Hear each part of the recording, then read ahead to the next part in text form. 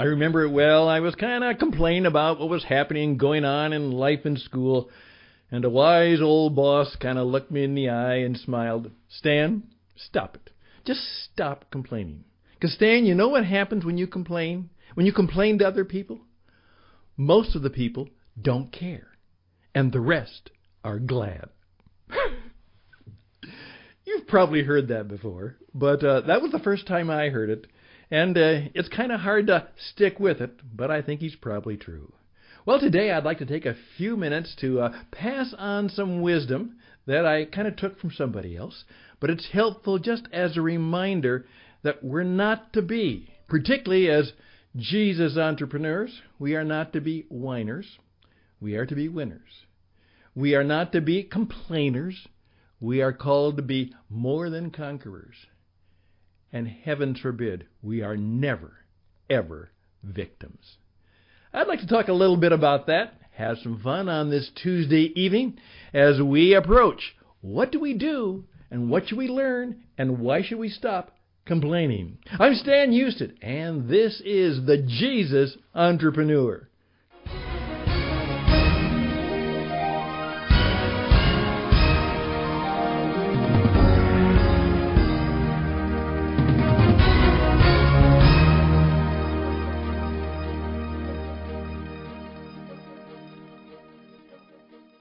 Greetings and welcome back. Again, my name is Stan Hustad, and the program is entitled The Jesus Entrepreneur, brought to you by the Christian Entrepreneur Network. And we call the experience, The Jesus Entrepreneur.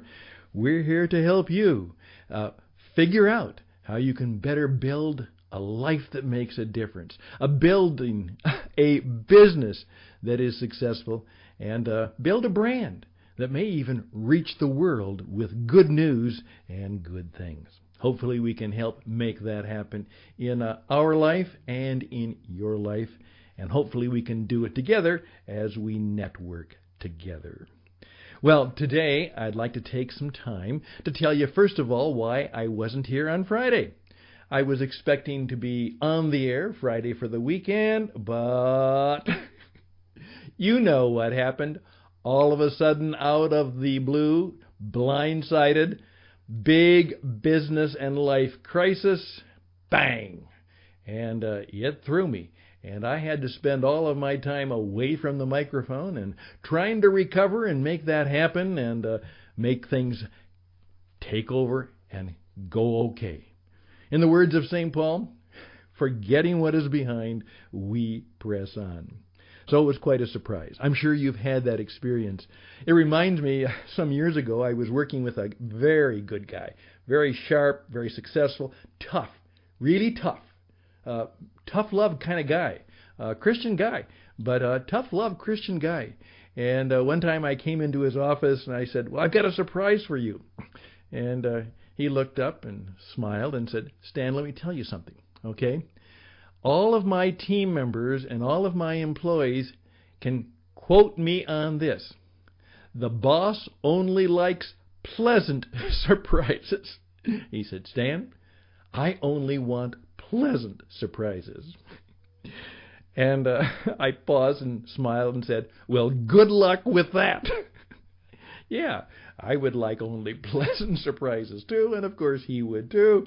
But sometimes life does not quite give us exactly what we want. As sometimes another friend said, sometimes life gives us what we got. And there we are. But here's the deal. What I'd like to do today is I came across something that I think that is important. In effect, my friend Joe Ty, along with his friend Joe Dent, have put together a book. And particularly, we're in kind of that celebration of helping people do one of the good things in life. And how do we honor those who are in the nursing healthcare profession? And Joe has put together 20 ways that complaining diminishes your life. 20 ways that complaining diminishes your life. And I got a hold of this, and so this is the shout out and the full attribution to Joe Ty. hey, go check his stuff out. Valuescoach.com. Valuescoach.com. He's a good guy. One of the good guys. Okay, can I just take a few minutes on this Tuesday evening, Wednesday morning to just kind of go through and just think about some of these things now. 20 ways that complaining diminishes your life. Number 1, complaining is malignant and contagious and can pollute the emotional climate of an entire workplace. Now, you all know that's true, right? Complaining is malignant and contagious. Yeah, it's like a cancer, and it can pollute the entire emotional climate of the entire workplace. Number 2, complaining is depressing. Yeah, think about that. Of course. Complaining is an expression of ingratitude. Number 4, complaining is an excuse for laziness, avoidance, and procrastination. Wow. Tell us how you really feel, Joe. Complaining is an excuse for the cowardice of inaction when courageous action is needed. Yeah. One of my friends has said, show me a complainer and I'll show you a coward. Tough stuff. Here we go again. Complaining is resistance that prevents you from taking effective action to deal with the problems you are complaining about. Number 7, complaining keeps you stuck in the dramas of the past. Oh, is that so? That's why my favorite entrepreneur, my favorite Christian entrepreneur, was one of the original Christian entrepreneurs. His name is St. Paul, and life was not easy for the man. If any of you saw that recent film, Paul, an apostle of Christ, you know what a tough life he had. And yet he used the word joy all the time. That's right. And in the favorite line that I use all the time, forgetting what is behind. Forgetting what is behind. I press toward the mark of the high calling. What do you need to forget about? What do you need to press forward? And what is your high calling? 3 great questions, all in one quote. All right? And stuck in the dramas of the past. I have a leadership guy who says, in this business, I don't want any drama. And you know what he means by that. Number 8, complaining is an outward projection of inner negative self-talk. Yeah. Complaining is an energy suck. Oh, I love the use of words that Joe has. Complaining is an energy suck that enervates you and everyone around you. Number 10, complaining is an insidious form of gossip. Number 11, complaining is an insidious form of bullying. Now, just let that sit on your head for a while. Complaining is an insidious form of bullying. You know, I think he's right. Number 12, complaining is finger-pointing instead of acting responsibly. Number 13, complaining makes you boring. Complaining makes you boring to others as it causes you to bore even yourself. Remember that line when I was given to me? I said, hey, Stan, whenever you complain, most people don't care and the rest are glad. You're boring. Complainers and whiners are boring. Complaining is holding on to a grudge. Yeah. Complaining is parenting malpractice. By your example, you are teaching kids to be whiners instead of achievers. Whiners instead of achievers. Complaining crowds out compassion. Number 17. Complaining fosters pessimism. It does indeed. Now, the research has shown that the people who succeed at entrepreneurship tend to be very optimistic, sometimes maybe even too optimistic. Their optimism sometimes, obviously, it's happened to me and it's happened to you, our optimism far exceeds our reality, and that can get us in trouble.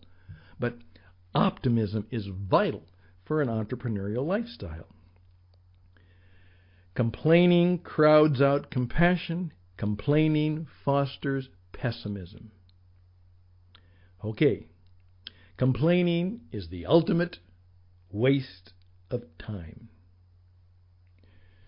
Number 19, complaining takes years off your life, both metaphorically, because time wasted on complaining isn't really living, and literally because toxic emotional negativity is harmful to your physical as well as emotional health. And I would add, to your spiritual well-being. We are called not to be victims. Isn't it interesting that with all the things that happened to Jesus, he never viewed himself as the victim. They didn't take his life, he gave it up. All right. Number 20. Complaining is taking residence in the valley of the shadow of depression instead of walking through it. There's a part of me that wants to go through this again, hear it again, and you know what? That's exactly what you should do. You should play this program 3 times. You should have your colleagues and maybe some of your clients and customers listen to this. And then you need to talk about it. Joe talks about the power of the pickle pledge, which is not to be a pickle. You get the point. You get the picture. The world of the sour puss. And all of us right now, as I'm going through this, somebody is coming to mind in your life, your business, or your experience. And I just simply say, do you want to be like them? Well, what are you doing to not be? What are you doing to not be? Hey, I'm Stan Houston.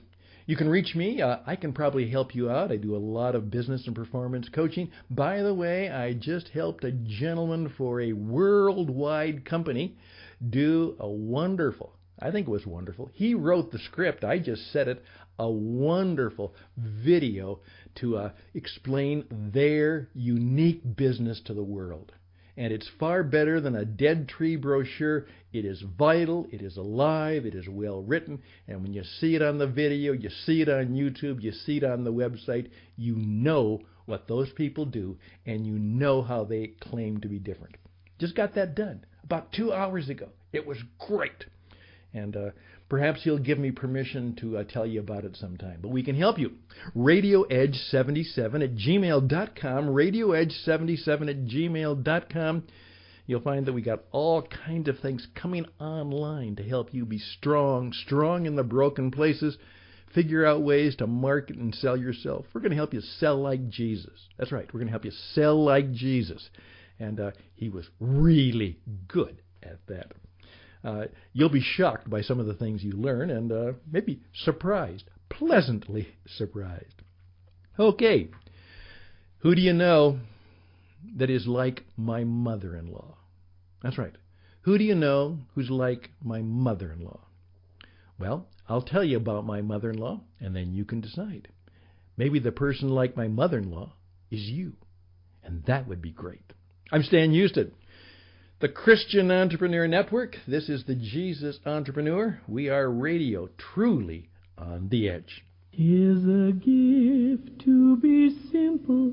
'Tis a gift to be free. 'Tis a gift to come down where we ought to be. And when we find ourselves in the place just right. 'Twill be in the valley of love and delight. Indeed, we all have our history and we all have our past. A number of things happen. I oftentimes point out that a lot of my life was formed back in 1919. That's right. Now, I'm not that old, but what happened in 1919 is my father's father was killed in a terrible hunting accident. And so when my father was born, his father was already dead. And so he grew up without a father. Did that affect him? Sure did. Did that affect me? Sure did. Has it affected how I have been a father to my own children? Indeed it did.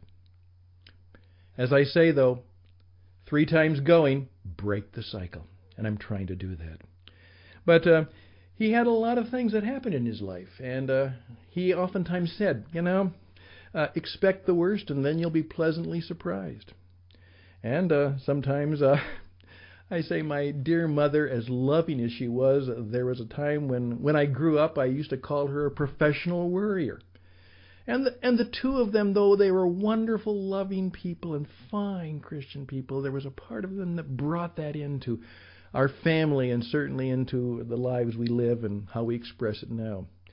But then I met a woman named Karen, and then I met Marion Johnson.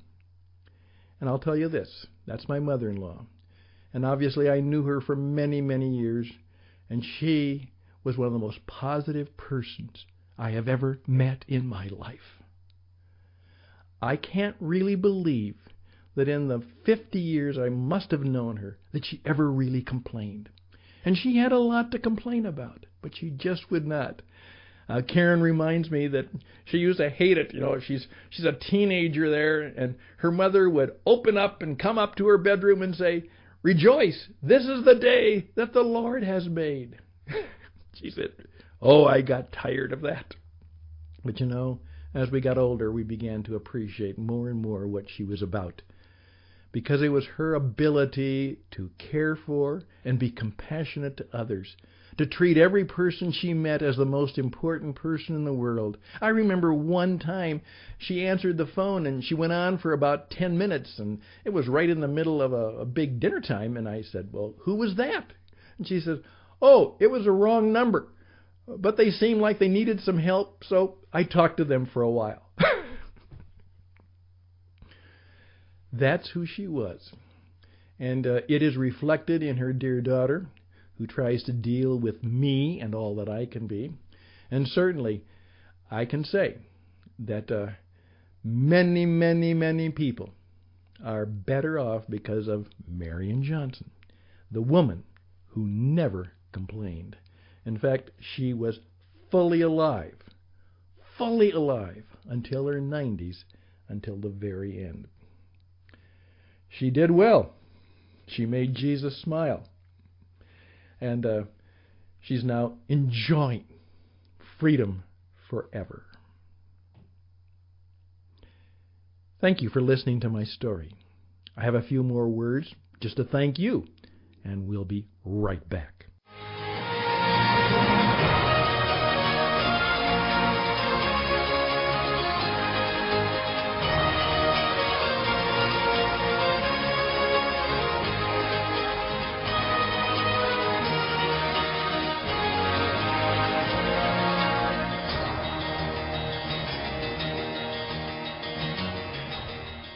Well, again, my thanks today to Joe Ty and his colleague Bob Dent, building a culture of ownership in healthcare.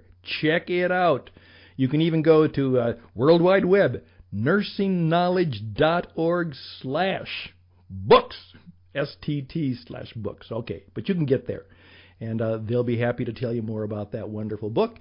And perhaps pick up that PDF. I have it right here. 20 Ways That Complaining Diminishes Your Life. I'd love to hear your response to this.